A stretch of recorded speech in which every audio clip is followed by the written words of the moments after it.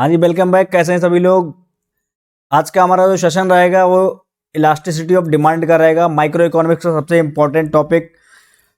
UGC net JRF PGT जो भी economics exam होते हैं सब में ये टॉपिक बहुत ज़्यादा इंपॉर्टेंट पाया जाता है, क्योंकि इससे क्वेश्चंस आते ही आते हैं। और सबसे अच्छी बात ये है कि ये सबसे इंटरेस्टिंग और इजी टॉपिक है ना। इलास्टिसिटी टर्म से आप ये समझते हैं कि कितना ज़्यादा इलास्टिक है। मतलब जैसे कि फिजिकल टर्म अगर आप इलास्टिक देखें तो इलास्टिक का मतलब क्या होता है कि इलास्टिक जो कि खिंचाव, मतलब जो है कि जिसमें खिंचाव होता है ना।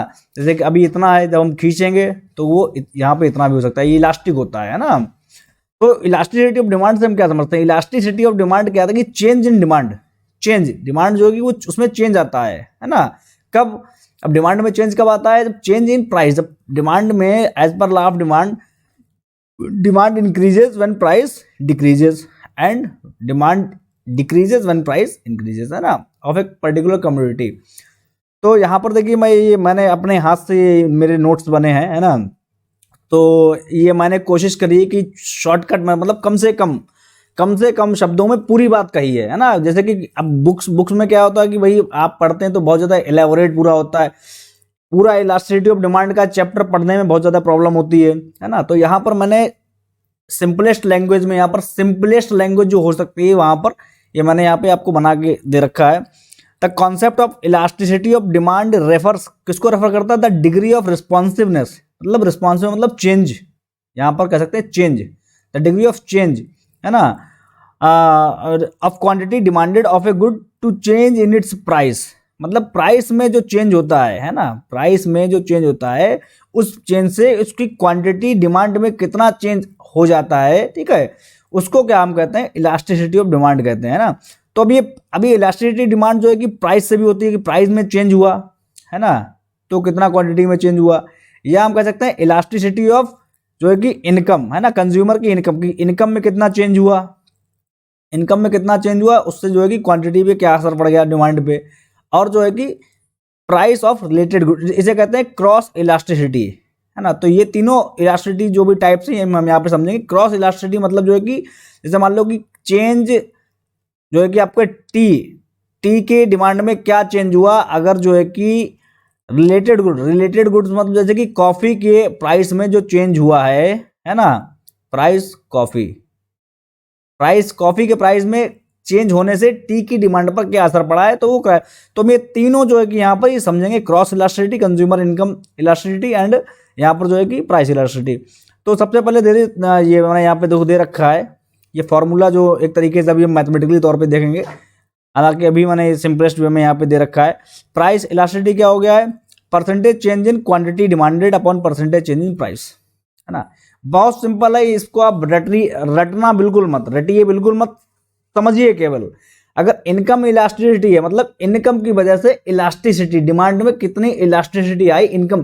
देखिए अभी आपकी इनकम सपोज फॉर एग्जांपल मान लो कि महीने की किसी की 10,000 रुपया है, तो अभी जो है कि वो एक पर्टिकुलर गुड्स, मान लो कि अभी वो क्या कर रहा है, पर डे जो है कि उसके कंजम्पशन जो है कि वो सपोज एक्स है, या मान लो कि 10,000 में से सपोज वो 5,000 रुपये महीने का खर्च कर देता है ना। लेकिन जैसे कि अगर नेक्स्ट मंथ उसकी इनकम जो है कि 20,000 रुपया हो गई, तो अब वो कितना ज़्यादा, मतलब इनकम में चेंज आने से क्वांटिटी डिमांड वो कितनी ज़्यादा कर देगा, है ना। तो ये इनकम में इलास्टिसिटी हो गई। और प्राइस इलास्टिसिटी का मतलब जैसे कि अभी किसी पर्टिकुलर कम्युनिटी का प्राइस 100 रुपये पर केजी था, लेकिन सपोज अब अगर वो 80 रुपये पर केजी हो गई, सस्ती हो गई, तो उसकी वजह से क्या कंज्यूमर जो है कि डिमांड ज़्यादा कर रहा है या नहीं कर रहा है ना। कर रहा है तो कितनी कर रहा है, तो इस इलास्टिसिटी जो वैल्यू आएगी ना, उससे पता हम कर पाएंगे कि उसकी अगर इलास्टिसिटी ज़्यादा है तो इसका मतलब डिमांड ज़्यादा कर रहा है वो, है ना। परसेंटेज चेंज इन डिमांड मतलब डिमांड में अगर ज़्यादा चेंजेस है तो क्या है कि वो ज़्यादा इलास्टिक है ना। और अगर मान लो कि इलास्टिसिटी अगर कम है, इलास्टिसिटी की वैल्यू है, तो उस वैल्यू से ही पता कर लेंगे नहीं, मतलब जो है कि परसेंटेज चेंज जो है कि प्राइस में चेंज होने की वजह से इतना कोई असर नहीं पड़ रहा है कंज्यूमर पर कि वो ज़्यादा डिमांड करे, है ना। तो उसकी हम ये इलास्टिसिटी की वैल्यू से हम पता कर लेते हैं कि क्या सिनेरियो है। क्रॉस इलास्टिसिटी, क्रॉस का मतलब वो, देखिए क्रॉस का मतलब ये होता है, मतलब जो है कि रिलेटेड गुड, जैसे कि इसकी जो है कि अगर प्राइस इस वाले प्रोडक्ट के, ये एक दूसरा ए प्रोडक्ट है, ए प्रोडक्ट के प्राइस चेंज होने से बी प्रोडक्ट की डिमांड पर क्या असर पड़ा, इस तरह से हम समझते हैं, ये क्रॉस इलास्टिसिटी है ना। तो यहाँ पर ये आप समझिएगा कि हर एक केस में परसेंटेज चेंज इन डिमांड ही देखा जाता है ना।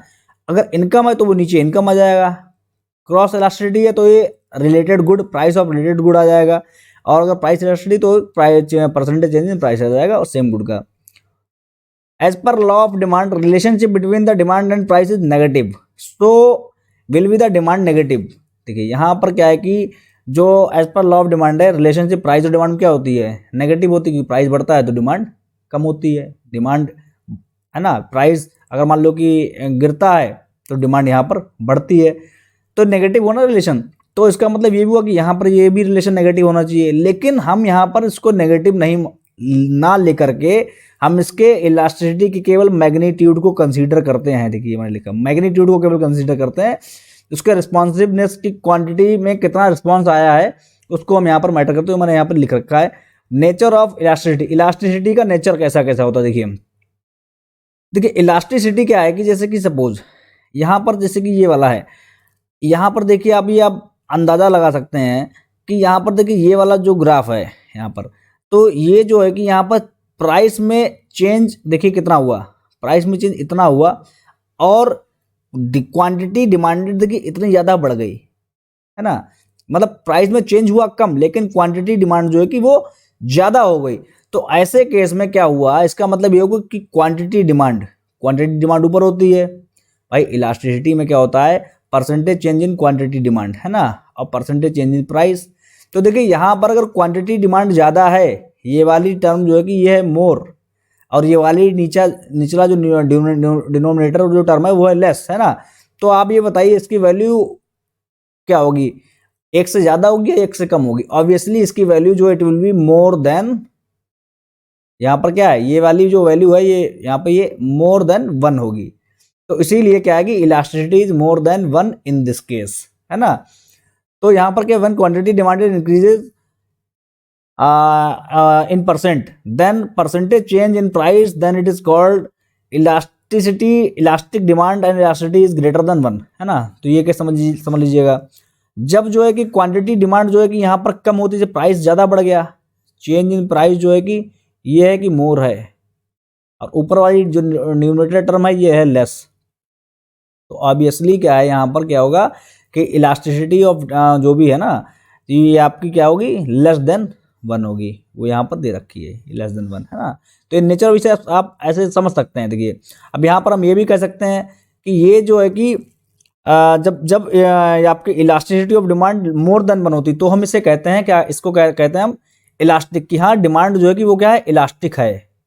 ये वाला जो है कि इलास्टिक ये वाला यहाँ पर ये वाला केस जो है इलास्टिक है, और ये वाला केस जो है कि ये इनइलास्टिक का केस है, इनइलास्टिक का। ये इनइलास्टिक हम इसलिए कहते हैं कि ये इलास्टिक जो है कि कम है। देखिए हम इसे ये तो नहीं कह सकते इलास्टिक नहीं है, तो वो तो इसका मतलब हो जाएगा कि नॉट इलास्टिक, लेकिन इसको जो है कि हम कहते हैं इनइलास्टिक। इनइलास्टिक का मतलब ये हुआ है कि ये जो है कि इसकी वैल्यू जो है कि इलास्टिसिटी की वैल्यू लेस देन 1, अगर मोर देन 1 है तो इलास्टिक।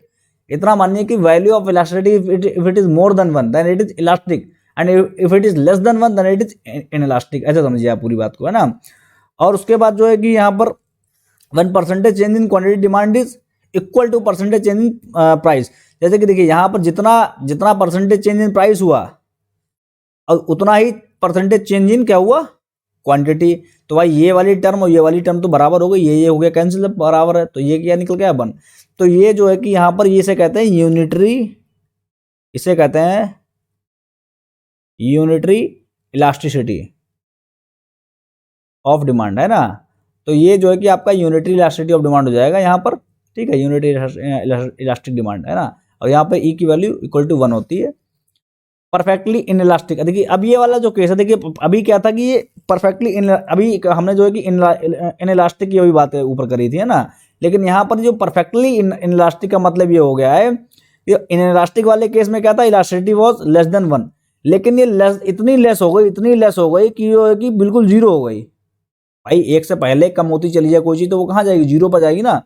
जब ये चीज़ 0 पर आ जाए तब क्या हो जाता है कि आपकी ये जो डिमांड है वो परफेक्टली इन इलास्टिक हो जाती है। Price changes does not affect quantity of commodity. यहाँ पर अब ऐसा हो जाता है कि प्राइस चाहे भाई कितना भी यहाँ से लेकर यहाँ चला जाए, कहीं भी चला जाए, यहाँ से लेकर यहाँ नीचे आ जाए, लेकिन क्वांटिटी यूं की तो वहीं पर है, क्वांटिटी ना आगे बढ़ रही ना। अगर ये थोड़ा सा भी हल्का सा भी ऐसा होता तो अगर प्राइस मान लो कि यहाँ से यहाँ आ जाता तो डिमांड क्या होती, वो यहाँ से यहाँ आ जाती, मतलब यहाँ से डिमांड यहाँ पहुँच जाती है ना। लेकिन यहाँ पर तो कोई असर ही नहीं पड़ रहा है। ये क्या है, ये परफेक्टली इनइलास्टिक का केस है। अभी देखिए मैं आपको थोड़ी ये बताऊंगा कि परफेक्टली इनइलास्टिक और इलास्टिक को कैसे पहचाने।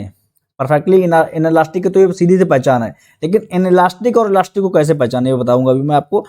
परफेक्टली इलास्टिक का मतलब क्या हुआ, परफेक्टली इलास्टिक का मतलब ये हुआ कि हल्का सा भी चेंज इन प्राइस, मतलब प्राइस में चेंज हुआ ही नहीं है, हल्का सा हुआ, इलास्टिसिटी जो है कि क्वांटिटी जो है कि ना वो मतलब जो इनफाइनाइट डिमांड हो जाती है उसकी, मतलब जितनी क्वांटिटी है सप्लाई में सारी की सारी कंज्यूमर डिमांड कर लेगा उसकी, है ना। मतलब तो इसे कहते हैं प्योर इलास्टिक और परफेक्टली इलास्टिक। यहाँ पे देखिए a small change in price of commodity leads to infinite change in demand, है ना।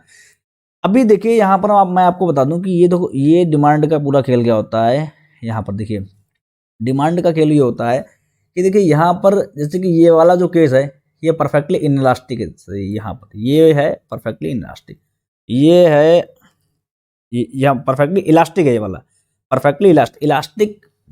देखिए समझिए इलास्टिक मतलब खिंचाव, जैसे कि थोड़ा सा भी प्राइस में आप सस्ता हुई, कमोडिटी सस्ती हुई, बहुत ज़्यादा डिमांड हो गई, है ना, वो हो गया आपका परफेक्टली इलास्टिक। प्राइस कितना भी बढ़ रहा है, ऊपर जा रहा, नीचे आ रहा, ऊपर जा रहा, नीचे आ रहा, जैसे कि नमक हम आपको अगर बता दें ये नेसेसिटी गुड हो गया, है ना। अगर मान लो नमक का प्राइस जो है कि बहुत सस्ता हो गया नमक, तो क्या आप कुंटलों में घर पे ला के रखोगे? नहीं, कंज्यूम आपको उतना ही करना है। नमक का प्राइस बहुत बढ़ गया है तो क्या आप नमक कम खाना स्टार्ट कर दोगे? नहीं, क्योंकि नमक एक जो है कि है ना नेसेसिटी गुड हो गया है ना। तो वो क्या है कि इलास्टिक मतलब उसकी डिमांड पे प्राइस कितना भी ऊपर नीचे हो जाए लेकिन डिमांड पर कोई फर्क नहीं पड़ रहा है। तो यहाँ पर ये देखिए ये परपेंडिकुलर जो है ना, ये यहाँ पर ई बराबर 0 हो जाएगा। अब देखिए यहाँ पर चूंकि देखिए यहाँ पर ये अगर प्योर परपेंडिकुलर है तो ये 0 है, हॉरिजेंटल है तो ये क्या हो जाता है, हॉरिजेंटल है तो ये इन्फिनिटी। तो मान के देखिए अगर ये ऐसा हो तो ये वाला, जैसे कि मान लो कि आप अगर ये 45 90 डिग्री पे ये 0 है, यहाँ पे इन्फिनिटी है। अगर ये 45 डिग्री पर है, मतलब यहाँ पर अगर ऐसा होता फिर, है ना, अगर ये मान लो कि सपोज ऐसा होता फिर, ऐसा होता फिर, तो ये जो है कि यहाँ पर हम ये कह सकते हैं, तो यहाँ पर ये 1, यहाँ पर ये इलास्टिसिटी है, ये इसे कहा जाएगा 1, इसके इधर जाएगा, है ना, तो ये 0 की तरफ है, इधर आएगा तो इन्फिनिटी की तरफ, है ना। तो यहाँ पर ये 1 का मतलब ये हो गया है कि ये यूनिटरी, यहाँ पर क्या है कि इलास्टिसिटी क्या है, यहाँ पर यूनिटरी हो गई है। तो यूनिटरी और 0 के बीच में जो भी लाइंस आएंगी, जैसे मान लो कि ये इलास्टिक है, ये इलास्टिक है, ये इलास्टिक, तो ये जो है कि यहाँ पर क्या हो जाएंगी, ये जो है कि यहाँ पर इन इलास्टिक, ये लाइंस जो है कि ये वाली, ये क्या हो जाएंगी, इन इलास्टिक हो जाएंगी। यहाँ हम कहते हैं यहाँ पर देखिए ये लाइन है, ये लाइन है, ये लाइन है ना, ये लाइन है ना, मतलब ये वाली लाइन नहीं, यहाँ पर ये यूनिटरी यहाँ पर आएगी 45 डिग्री एंगल पे, ये वाली 45 डिग्री एंगल पे आएगी, है ना, यहाँ पर ऐसे। तो ये जो है कि आपकी हो गई यहाँ पर ये वाली यूनिटरी ई इक्वल टू 1, है ना। तो इससे ऊपर इसके बीच में जो भी लाइन आएंगी ये वाली, है ना, ये इस वाले एरिया में जो भी लाइंस आएंगी वो हो जाएंगी आपकी इन इलास्टिक, है ना। और अगर थोड़ी सी जैसे कि अब ये स्टीपर है, देखिए यहाँ पर स्टीपर मतलब 45 डिग्री एंगल से ऊपर जो लाइन है उसके ऊपर की जो भी लाइन है वो स्टीपर हो जाएंगी। स्टीपर मतलब इनइलास्टिक। और फ्लैटर जैसे हॉरिजेंटल, जैसे कि अब इसके नीचे जो लाइंस आ रही है वो फ्लैटर हो रही हैं हल्की हल्की, तो ये फ्लैटर हो गई या फ्लैटर, ये पूरी हॉरिजेंटल, फ्लैटर मतलब बिल्कुल फ्लैट हो गई। तो यहाँ पर इसके बीच में जो लाइनें हैं ये वाली लाइनें हैं तो यहाँ पर क्या है, इलास्टिसिटी क्या हो जाएगी आपकी इलास्टिक। तो यहाँ पर इलास्टिसिटी, तो ऐसे ही आप लाइन कोई जो भी है यहाँ पे मैप कोई भी है ऐसे देख के समझ जाया करो। मान लो कि अगर आपकी ऐसी है तो मतलब जो है कि कुल मिला के आपको समझना नहीं, कुल मिला के न्यूमेरिकल ही लगाना है, लेकिन देखने से आइडिया लग जाएगा। अगर मान लो ऐसी स्टीपर है तो समझ जाओ ये इनइलास्टिक है, मतलब प्राइस में चेंज ज़्यादा हो रहा है, क्वांटिटी में उतना बदलाव नहीं आ रहा है। लेकिन अगर मान लो फ्लैटर ज़्यादा कोई लाइन है, सपोज ऐसी है, तो समझ जाओ कि हाँ ये तो देखने में ही लग रही क्या है कि प्राइस में चेंज कम हुआ, क्वांटिटी में ज़्यादा चेंज हो रहा है, मतलब ये क्या है, इलास्टिक है। ठीक है, ये थोड़ा आप समझिएगा, ये थोड़ा सोचने का तरीका है, तो इजी हो जाएगी चीज़ें आपके लिए।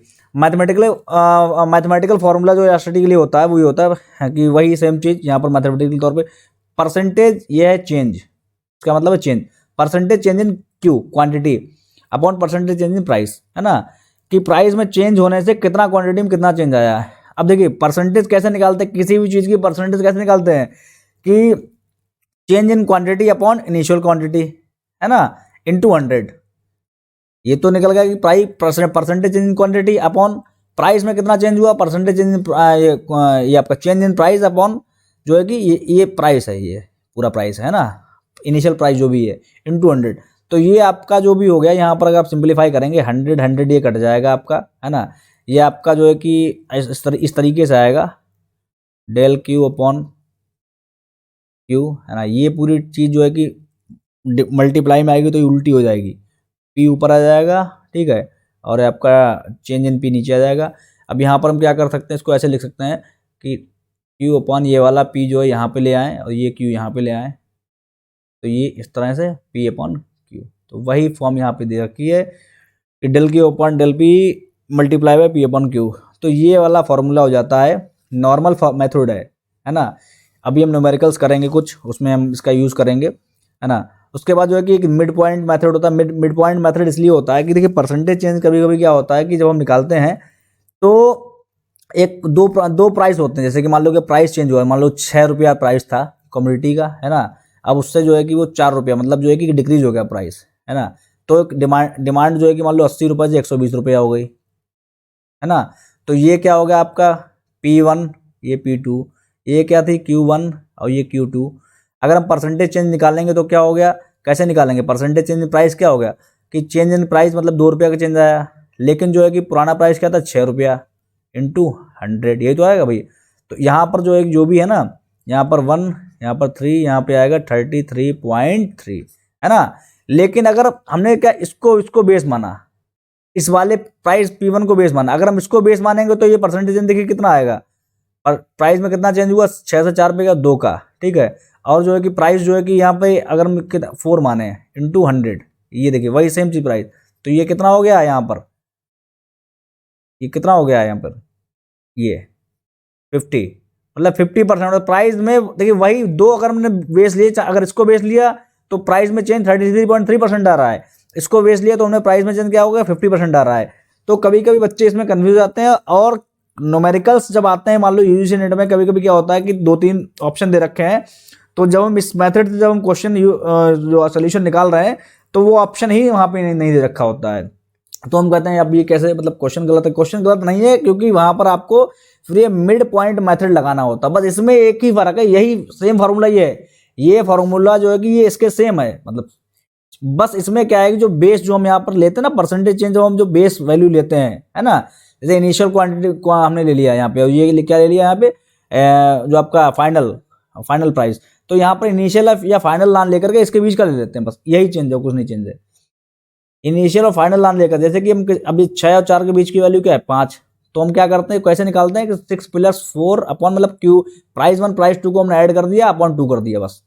मतलब यहाँ पर जो है कि ये सेम चीज़ है, बस यहाँ पर क्या है कि ये quantity change in Q upon, यहाँ पर क्या करते हैं, ये क्यू जो हमने ले रखा है, ये हमने कौन सा लिया है, पहला इनिशियल वैल्यू ली है, फाइनल वैल्यू को एक ले रखी होगी, तो यहाँ पर वो हम एक ना लेकर के, तो ये आपको थोड़ा ट्रिकी लगने लगता है। यहाँ पर देखिए, यहाँ पर ये हमने देखो बहुत कुछ करा नहीं इसमें, देखिए यहाँ पर हमने क्या करा, उनको दोनों को जोड़ के अपॉन 2 कर दिया। देखिए यहाँ पे अपॉन 2 दिख नहीं रहा, लेकिन ये 2 था, लेकिन वो 2 कैंसिल हो जाएगा ना, क्योंकि प्राइस में भी अपॉन 2 हो जाएगा, तो प्राइस में भी अपॉन 2 हो जाएगा, तो 2 और 2 यहाँ कैंसिल हो जाएगा, तो इसलिए वो गायब हो गया है। सिंपल फॉर्मूला निकल गया, 100 ये कैंसिल हो गया है, तो ये इस तरह से निकल के आ गया है।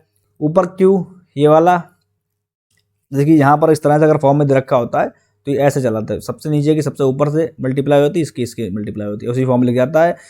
तो ये Q multiplied by P1 + P2 upon ये वाला P multiplied by Q1 upon Q2, थोड़ा अपने आप सिंप्लीफाई कर लीजिए, यहाँ पर थोड़ा आपको कन्फ्यूजन हो रहा होगा। तो आपका ये वाला फॉर्मूला निकल कर आ रहा है कि यहाँ पर सिंपली, वैसे वो वाला फॉर्मूला नॉर्मल क्या था, नॉर्मल ये था कि change in Q upon change in P upon multiply by P upon Q, यही था ना। अब यहाँ पर हमने क्या, बस इसमें चेंज ये हो गया है कि यहाँ पर P1 plus P2 plus Q1 plus Q2 है।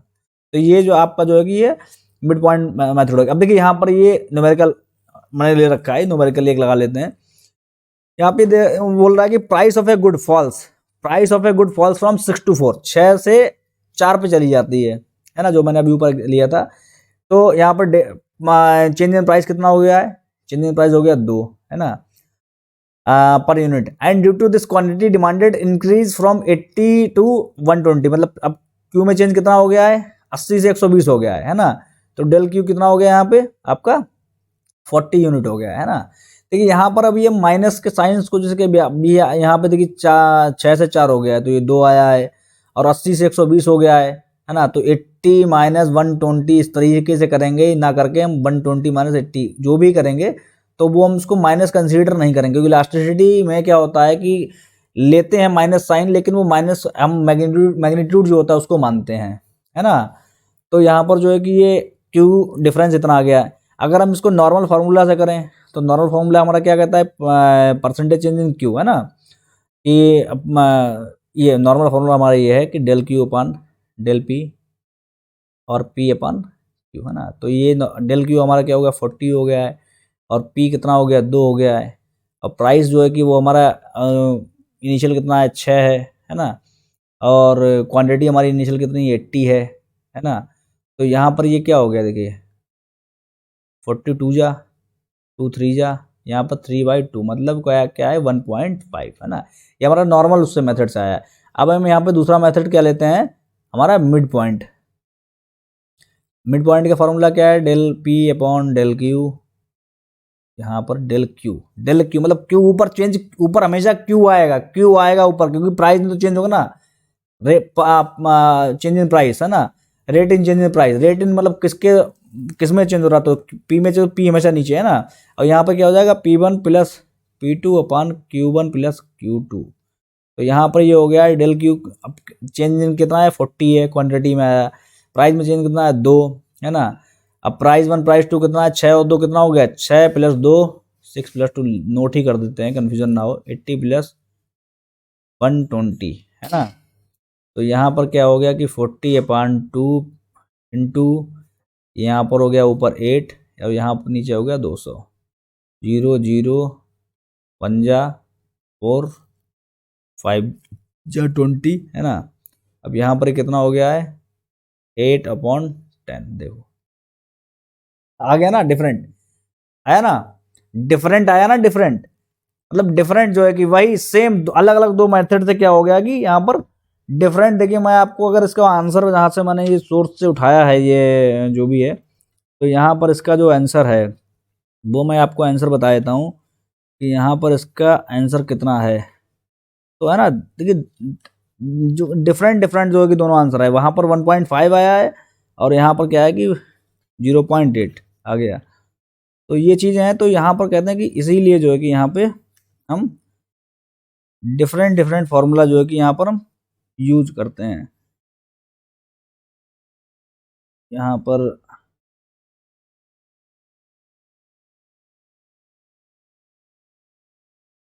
हाँ जी, यहाँ पर आया है,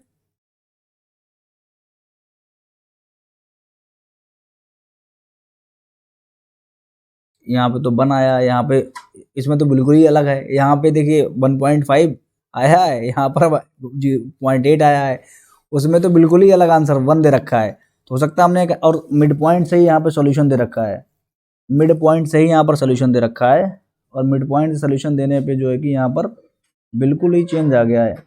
40/200/2 इंटू 100,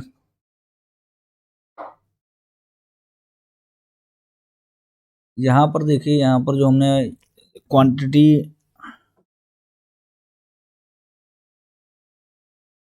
यहाँ पर जो है कि हमारा change in quantity upon P1 plus P2, तो हमारा जो है कि यहाँ पर वेट अ मिनट रेस कर लेते हैं इसको।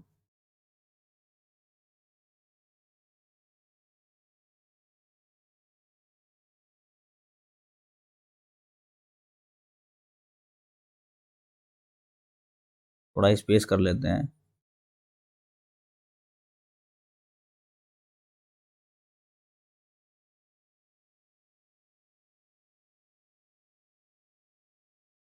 यहाँ पर जब हम इसे सॉल्व करेंगे तो हमको ये पकड़ में आएगी चीज़ कि कहाँ पर मिस्टेक होती है, और आपको भी ये चीज़ हमेशा के लिए याद हो जाएगी कि हम मिस्टेक कहाँ पर होती है ना।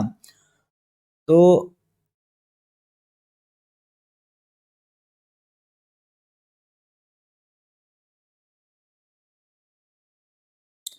देखिए, तो अभी क्या है कि यहाँ पर जो क्यू है ना, तो डेल क्यू, इसी वाले फॉर्मूले हम वैल्यू वैल्यू पुट करते हैं। तो डेल क्यू मतलब क्यू में कितना चेंज है 40 का, है ना, और पी में कितना चेंज है प्राइस में 2 का चेंज है, 6 से 4 पे गया हुआ है। P1 प्लस P2 मतलब 80 प्लस 120 अपॉन, यहाँ पर कहते हैं Q1 प्लस Q2, Q1 जो है कि 6 प्लस 4, है ना, तो ये 40 अपॉन 2 इंटू 200 अपॉन 10। यहाँ पर मैंने कितना लिया था उस टाइम पे, पहले कुछ भी हो सकता है, कुछ और लिया होगा, नहीं यहाँ पर जो है कि P1 पूरा उल्टा ही कर रहा हूँ मैं यहाँ पर। ये जो है कि 40 अपॉन 2 इंटू प्राइस 1 कितना 6 प्लस प्राइस 2 6 प्लस 4। हाँ देखिए यहाँ पर, देखिए ये यहाँ पर ये 2 ले रखा था, यहाँ पर ये 2 ले रखा था, तो वही पूरा गड़बड़ कर गया यहाँ पर। 6 प्लस 2 मतलब प्राइस 1 था 6, प्राइस 2 हो गया 4, लेकिन यहाँ पर मैंने कर लिया 2, बस यही फॉल्ट हो गई यहाँ पे। अभी ये वाला इसका आंसर सही आ जाएगा, 80 प्लस 120, है ना। तो अभी क्या है 40 अपॉन 2 10 अपॉन 200, 0 0 0 0 2 0 गए, 2 2 2 2 आगे 1 1, है ना। अभी मिड पॉइंट, हाँ नहीं, मिड पॉइंट से ये वैल्यू आई है 1, और नॉर्मल मेथड से 1.5 आ रही थी, तो इसलिए अभी यहाँ पे क्या है कि इन्होंने यहाँ पे मिड पॉइंट का दे रखा सोल्यूशन। वहाँ पर एमसीक्यूज में ये ऑप्शन दे रखे हो सकते हैं कि वैल्यू जो है कि 0 है, 0.3 है, 0.9 है, या 1 है, ये हो ही नहीं सकती है। तो हमको क्या है मिड पॉइंट से हमारा 1 आंसर आ गया, तो हमने 1 टिक कर दिया, है ना। तो इस तरह से जो है कि देखिए मैथमेटिक्स में जो है कि देखिए कुछ भी नहीं था इसमें, कि प्रॉब्लम जहां पर हुई थी वो ये था कि ये 4 की जगह 2 लिख दिया। तो मैथमेटिक्स में बहुत ज़्यादा कंसंट्रेट रहना पड़ता है। तो जितनी प्रैक्टिस करेंगे, जितनी ज़्यादा प्रैक्टिस आप करेंगे, उतना ही ज़्यादा जो है कि आपको रिजल्ट मिलेगा। अब देखिए ये जो एक क्वेश्चन है, a seller of a textile cloth want to lower the price of its cloth. Seller जो है टेक्सटाइल का, जो सेलर प्रोड्यूसर है, वो क्या करना चाहता है, लोअर द रेट, वो अपना जो है कि क्लोथ का जो है ना रेट जो है कि वो लोअर कम करना चाहता है ना, फ्रॉम 150 टू 142, मतलब P1 उसका क्या है यहाँ पर, P1 150, P2 कितना करना चाहता है वो यहाँ पर 142.5, है ना, पर मीटर है। It is present sales are 200 metres, if its present sale, मतलब अगर इसकी अभी की सेल जो है, मतलब Q1 जो है कि वो कितना है 2000, है ना, metre per month, and further it is estimated that its price elasticity of demand. अब यहाँ पर ये उन्होंने क्या है कि इलास्टिसिटी दे रखी है, प्राइस इलास्टिसिटी ऑफ डिमांड उन्होंने दे रखी 0.7, है ना। शो, अब यहाँ पे शो करना है whether or not his total revenue will increase as, एक मिनट, यहां पर इनका कहना है कि whether or not his total revenue will increase as a result of his decision to lower the price. ठीक है, इनका ये पूछना कहना चाह रहा है कि इसका जो डिसीजन है ना, कि इस डिसीजन से उसका जो टोटल रेवेन्यू है ना, वो इंक्रीज करेगा या नहीं करेगा। ठीक है, calculate the exact magnitude of its total new revenue. अब उसका जो नया रेवेन्यू बनेगा वो कितना होगा। तो सबसे पहले रेवेन्यू क्या होता है, रेवेन्यू का प्राइस इंटू क्वांटिटी होती है। अब क्वांटिटी प्राइस Q1 दे रखा है, क्वांटिटी Q2 हमको जानना है ना। अब प्राइस जो है कि वो यहाँ पर वो भी हमको जो है कि यहाँ पर निकालना है। ठीक है, तो नहीं, प्राइस जो है कि वो नया प्राइस तो ये वाला हो जाएगा, तो ये P2 इंटू Q2, या उसका जो है कि टोटल न्यू रेवेन्यू बनेगा जाके, है ना। तो सबसे पहले मेरा मेन मोटिव होगा कि हम Q2 निकालें। तो Q2 पहले हम निकालने के लिए तो हम क्या करेंगे, यहाँ पर जो हमारा फॉर्मूला है वो हम यहाँ पे रखेंगे। EP क्या होता है, परसेंटेज चेंज इन Q अपॉन परसेंटेज चेंज इन B।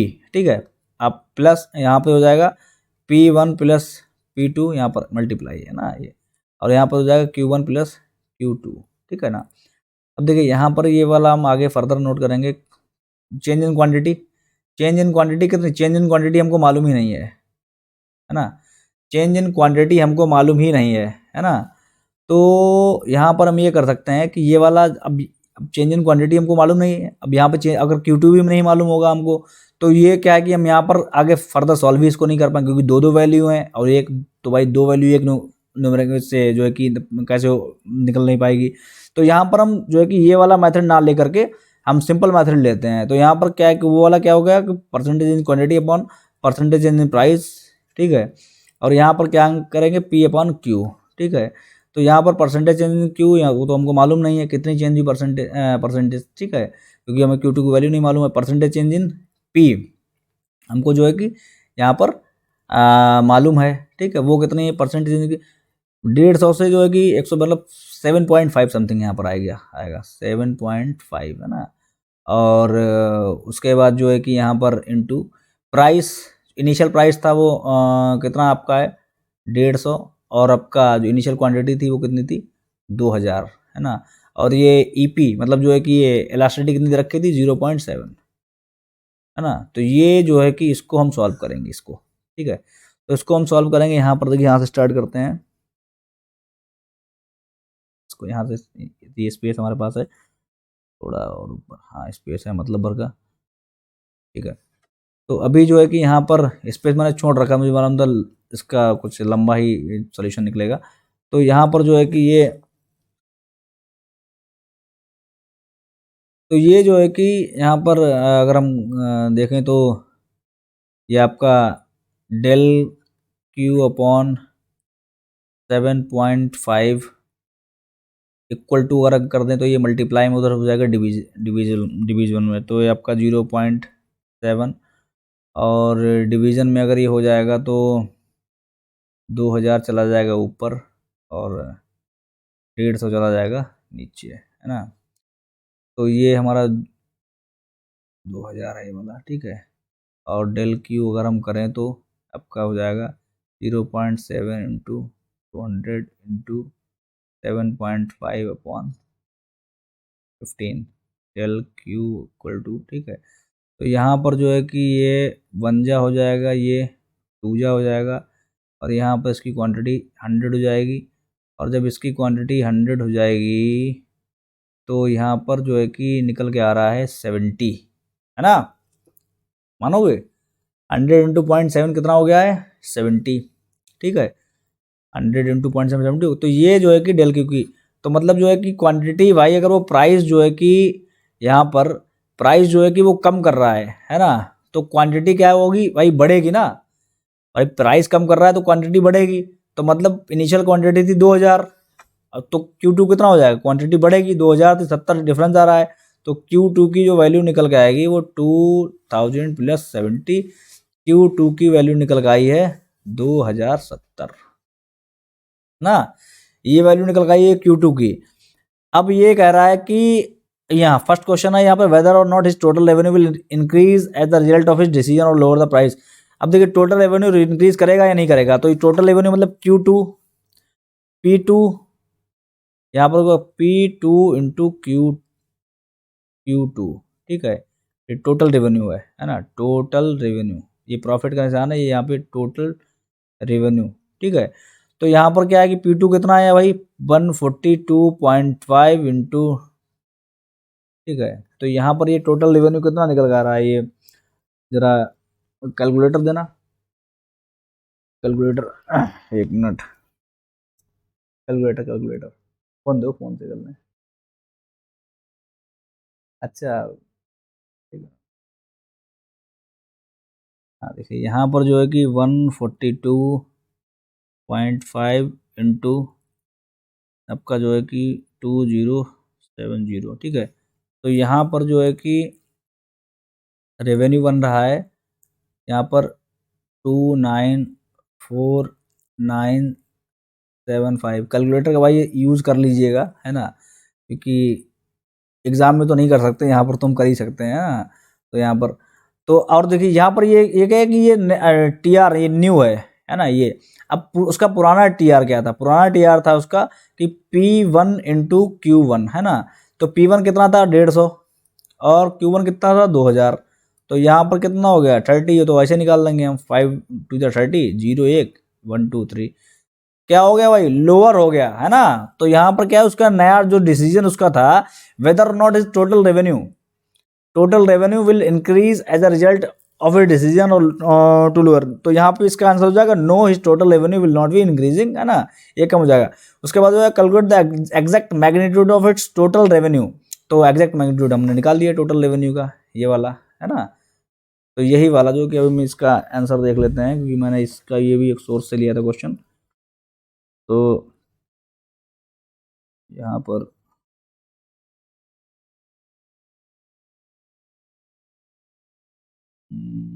हाँ बहुत अच्छे, 2070 294 975, 294 975, ठीक है। तो ये जो है कि बिल्कुल, तो यहाँ से हम इसका जो है कि ऐसे, तो इस तरह से ये बहुत सिंपल, बस हमको ये इलास्टिसिटी का जो भी है फार्मूला हमको याद होना चाहिए, और हमको पता होना चाहिए कि कौन सा फार्मूला कहाँ पर लगेगा। कि देखिए यहाँ पर अभी मिड पॉइंट फार्मूला नहीं लगा, मिड पॉइंट फार्मूला इसलिए नहीं लगा क्योंकि Q2 की वैल्यू जानना जरूरी हो गया था। अब डेल्टा की और Q2 की वैल्यू एक साथ तो आ नहीं सकती है भाई, है ना। तो इसलिए जो है कि हमने क्या करा, सिंपल फार्मूला यहाँ पे लगा दिया। नेक्स्ट हमारा जो टॉपिक है cross elasticity of demand. Cross elasticity of demand का मतलब ये हुआ है कि भाई अगर प्रोडक्ट मतलब प्राइस, जैसे कि प्रोडक्ट वाई है उसके प्राइस में जो चेंज हुआ, तो प्रोडक्ट एक्स, है ना, जो रिलेटिव गुड है, मान लो प्रोडक्ट एक्स की क्वांटिटी में जो है कि, है ना, क्वांटिटी में क्या चेंज आएगा, percentage change in quantity of product X upon percentage change in price of Y, है ना। या आप कंफ्यूजन के लिए पी हटा ही देते हैं यहाँ पे, तो percentage change in quantity of X upon, marker क्या कर रहा है, percentage change in quantity of X upon percentage change in price of Y, ये होता फॉर्मूला जो हमें दे रखा है ना।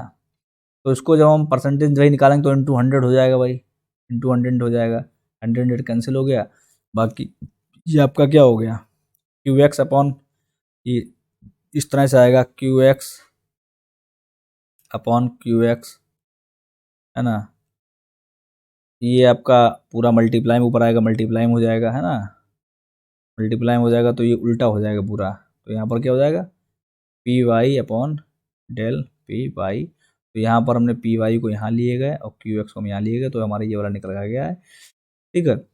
तो यहाँ पर अभी ये बस याद रखिएगा कि क्वांटिटी जो है ना, वो एक्स की रहेगी, और प्राइस जो है कि वो वाई का चेंज होगा। जहाँ पर प्राइस है वो वाई का है ना, क्वांटिटी वो एक्स की है ना। तो यहाँ पर जो है कि अब इसका मिड पॉइंट हो जाएगा, मिड पॉइंट में सेम फार्मूला है, quantity X upon price of Y. बस यहाँ पर क्या कर दिया कि प्राइस जो था इनिशियल प्राइस और फाइनल प्राइस जो है उसको ऐड कर दिया, क्वांटिटी इनिशियल क्वांटिटी और फाइनल क्वांटिटी उसको ऐड कर दिया यहाँ पर, ठीक है। अब देखिए इसकी भी देखिए प्रॉब्लम दे रखी हुई है यहाँ पे, ठीक है। देखिए तो अब क्या है कि price of A coffee rises from 45, है ना, price of A coffee rises from 45 पर पैक टू 55 पर पैक। मतलब जो है कि भाई P1 क्या था इसका 45, है ना, और PY1 मतलब बाई का बाई प्रोडक्ट है ना, ये क्रॉस वाला क्वेश्चन है, या ना भी करिए लेकिन कर लीजिए PY, ठीक है। 2 कितना हो गया यहाँ पर 55, ठीक है। पैक ऑफ जो है कि 250 grams, and as a result the consumer demanded for tea increases from 600 packs to 800 packs. मतलब क्वांटिटी डिमांड जो है कि भाई टी में, है ना, जो कि क्वांटिटी डिमांड, अब यहाँ पर ये टी कर लीजिए, ठीक है। क्वांटिटी डिमांड 1 कितनी थी 800, और क्वांटिटी डिमांड जो टी की 2, मतलब क्वांटिटी नेक्स्ट क्वांटिटी कितनी हो गई भाई, यहाँ पर कितनी हो गई है जो है कि 800 पैक 250 ग्राम से क्या होगी फ्रॉम 600, यहाँ पे 600 है, यहाँ पर ये 600 क्वांटिटी डिमांड 600 है, ठीक है। और उसके बाद क्वांटिटी डिमांड जो नेक्स्ट हो गई वो हो गई 800, ठीक है ना, ठीक है। वही सेम, मतलब ये इससे कोई मतलब नहीं, उन्होंने अपना बता रखा कोई पैकेट होगा 250 ग्राम का, है ना। Then find the cross elasticity of demand for a tea. तो क्रॉस इलास्टिसिटी जो है कि डिमांड फॉर टी, है ना, डिमांड फॉर टी मतलब जो है कि, तो यहाँ पर फॉर्मूला हमारा क्या हो जाएगा, अगर हम मिड पॉइंट सॉल्व करें तो डेल क्यू, है ना, of tea upon del P upon coffee, है ना, कॉफ़ी के प्राइस में कितना चेंज हुआ, इनटू कॉफ़ी का प्राइस 1 फर्स्ट प्राइस, है ना, प्लस प्राइस 2 ये कॉफ़ी का प्राइस है, या ये वाला नोट कर लीजिए। देखिए यहाँ पर देखिए भाई, मैं चाहता हूँ कि आप लोग कॉन्सेप्ट समझें, कंफ्यूज बिल्कुल ना हो। प्राइस कॉफ़ी का दे रखा है, क्वांटिटी टी की दे रखी है ना, तो आप वही फार्मूला वही अपना उसी में रखिए, और यहाँ पे टी की क्वांटिटी 1 और प्लस क्वांटिटी 2, ये वाला जो फार्मूला ऊपर था ना, वो यही फार्मूला था मिड पॉइंट वाला। तो यहाँ पर हम इसमें वैल्यू रखेंगे, क्वांटिटी में चेंज कितना हुआ भाई, चेंज इन क्वांटिटी मतलब कितना, 45 से 55 हो गया, कितना हुआ, 10 का चेंज हुआ। प्राइस में कितना चेंज हुआ, प्राइस में कितना चेंज हुआ भाई, प्राइस में, ये तो प्राइस में चेंज हुआ, ये प्राइस में चेंज हुआ ये वाला, है ना। यहाँ पर जो है कि क्वांटिटी में चेंज हुआ 800 से 600, 800 से 600 चेंज हुआ, है ना, मतलब जो है कि 600 से 800 हुआ, लेकिन 800 से 600 इसलिए बोला क्योंकि माइनस 800 से 600 माइनस होगा तो 200 बचेगा, अपॉन ये वाला जो है कि प्राइस में जो है कि प्राइस में चेंज कितना हुआ, 10 रुपये का, 45 से 55 हो गया, है ना, इनटू अब प्राइस 1 प्राइस 2, 45 सौ 55 कितना हो गया, 100, है ना, और उसके बाद जो है कि ये 600 800 कितना हो गया, 1400 रुपया हो गया, ठीक है ना, 0 0 0 0, उसके बाद जो है कि यहाँ पर ये 0 गया, 0 गया, कितना आया, 20/14, ये आपका हो गया 1 पॉइंट, ठीक है ना, 1 पॉइंट जो है कि आपका समथिंग यहाँ पर हो गया है 6, यहाँ पर हो गया है 4, है ना, और उसके बाद जो है कि समथिंग जो है कि आपका आया है यहाँ पर, जो भी आपका ये इलास्टिसिटी ऑफ डिमांड है ना, इसका आप डिवाइड करेंगे तो यहाँ पर इतना देखिए आया है, ये इलास्टिसिटी क्रॉस इलास्टिसिटी की वैल्यू है ना, मैं एग्जैक्ट आपको वैल्यू बता देता हूँ, क्रॉस इलास्टिसिटी की वैल्यू ये कितनी है, 1 मिनट, मेजरमेंट,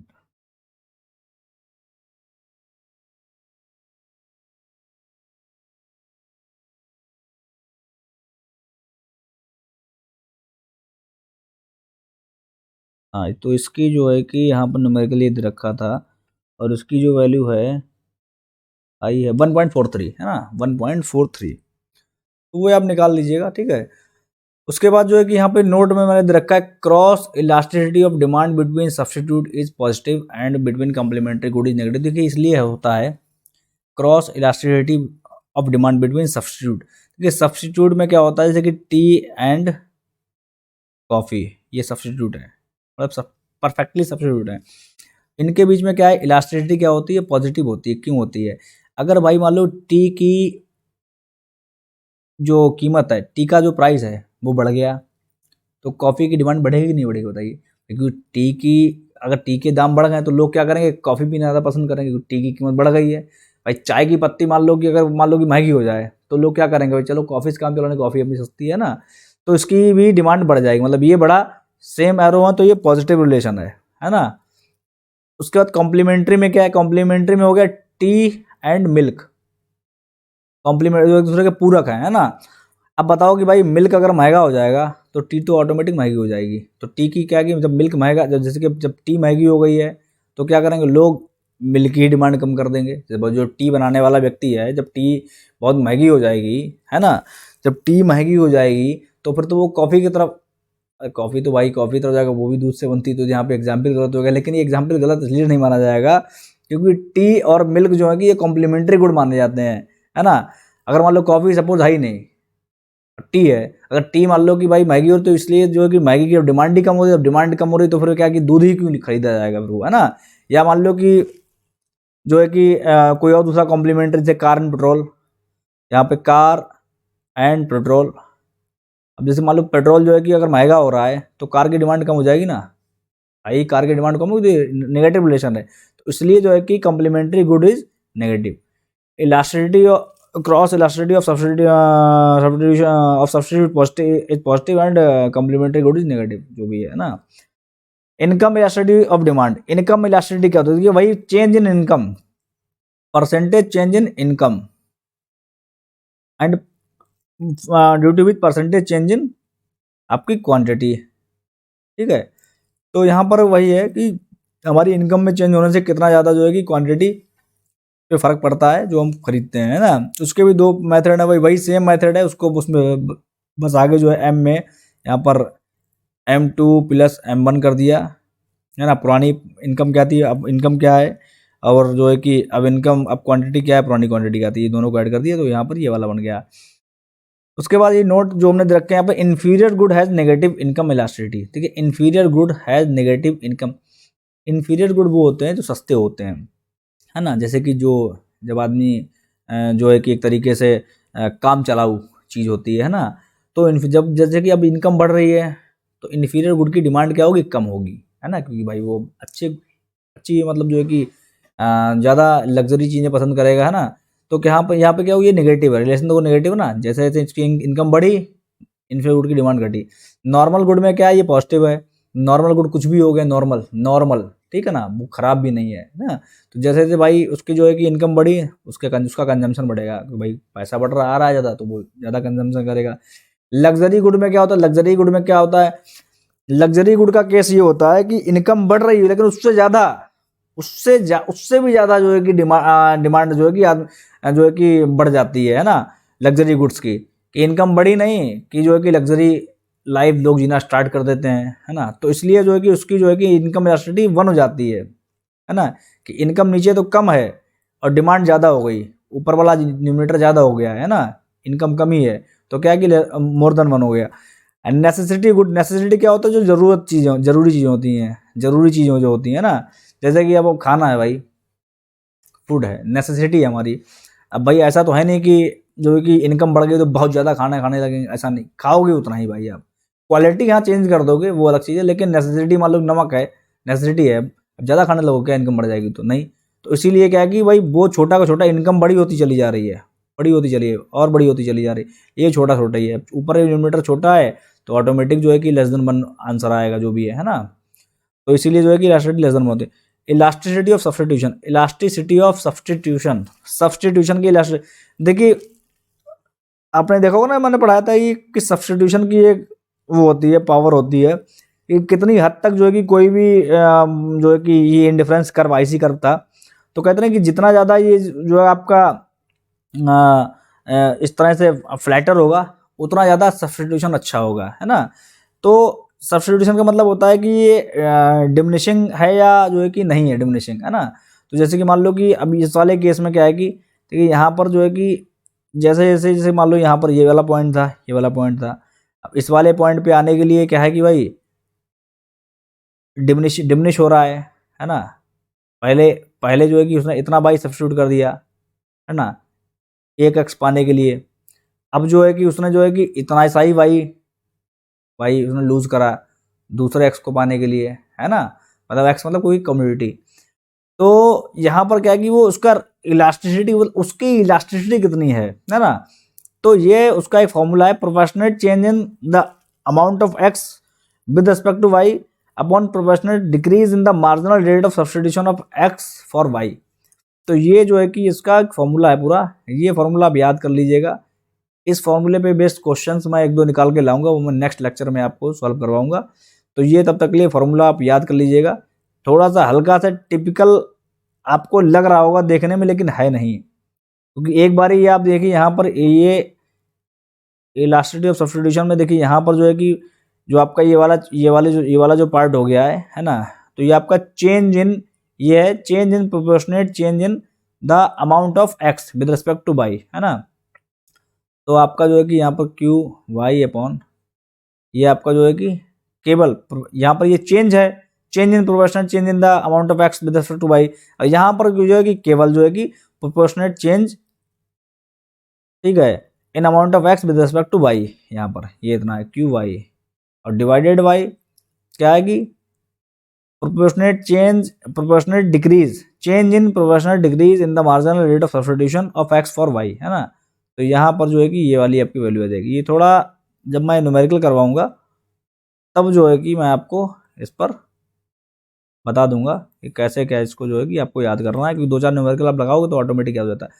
तो अभी के लिए ये कुछ इलास्टिसिटी देखिए अभी कंप्लीट नहीं हुई पूरी है। इलास्टिसिटी ऑफ डिमांड जो है कि बहुत बड़ा, इसमें बहुत ज़्यादा अभी चीज़ें हैं, ठीक है। तो इसका एक मैं और लेक्चर लूँगा इलास्टिसिटी ऑफ डिमांड का, सेकंड लेक्चर, लेक्चर नंबर 2 है ना। क्योंकि मैं यहाँ पर जो ये क्लास हमारी रहती है ये जो आपका यूजीसी नेट जो मेन लक्ष्य है, ठीक है, तो उसके पॉइंट ऑफ व्यू से रहती है। इसमें कि आपका पीजीटी, टीजीटी, इकोनॉमिक्स सेवा और जो भी कॉम्पिटिटिव एग्जाम्स हैं उनकी भी तैयारी साथ में हो जाती है ना। तो नेक्स्ट जो क्लास रहेगी उसमें जो इकोनॉमिक्स का ये आपका इलास्टिसिटी ऑफ डिमांड जो भी है, तो इसका जो भी पार्ट रह गया है तो वो भी लेकर के आऊँगा। प्लस उसमें कुछ प्रीवियस ईयर्स के जो इलास्टिसिटी ऑफ डिमांड से जो क्वेश्चंस आए हैं, तो वो 2-4 क्वेश्चन न्यूमेरिकल्स वहाँ पर हम सॉल्व करेंगे। तो अभी के लिए हमारी क्लास यहीं पे ख़त्म होती है ना। और ये जो इसकी पीडीएफ है, नोट्स की जो पीडीएफ है, ये मैं आपको जो है कि ये अटैच कर दूंगा ना, इस वहाँ से आप डाउनलोड कर सकते हैं। नोट्स मैंने बहुत ही, देखिए राइटिंग हो सकता है थोड़ा, माफ़ी चाहूँगा, थोड़ा समझने का प्रयास करिए। राइटिंग को मैं अगले नेक्स्ट लेक्चर में थोड़ा इम्प्रूव भी करूँगा। और ये नोट पीडीएफ डाउनलोड कर सकते हैं ताकि वहाँ से जो है कि आपको ये ऑटोमेटिक नोट्स मिल जाएंगे, मतलब शॉर्ट नोट्स हैं थोड़ा, तो अच्छे से तो 2-4 बार उनको देखिएगा तो आपको याद हो जाएगा, ठीक है। तो अभी के लिए थैंक यू सो मच, और मिलते हैं आपको नेक्स्ट लेक्चर में। तब तक के लिए आप जो है कि बढ़िया से तैयारी करिए, जो भी पढ़ रहे हैं मन लगा के पढ़िए, ठीक है, सफलता ज़रूर मिलेगी। Thank you so much, bye.